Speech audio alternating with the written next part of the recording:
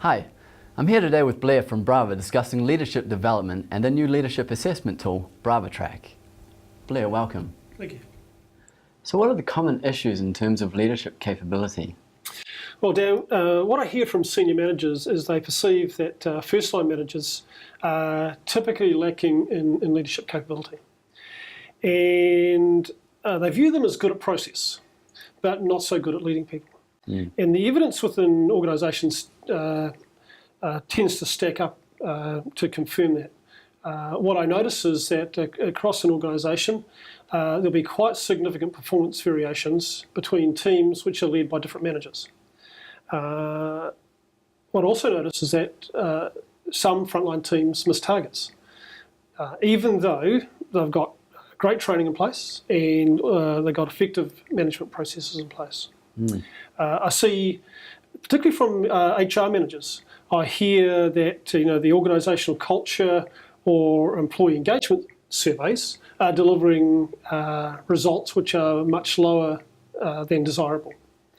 And probably lastly, often I hear from senior managers that they see real opportunities for performance improvement, but they're not being picked up and plugged by those frontline teams. So it's interesting, there's the research in this area in relationship to leadership competencies has identified there's two types of competencies. The first type you could call price of admission.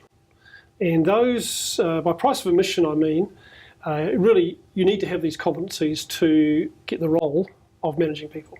And so they're really competencies you're going to select for.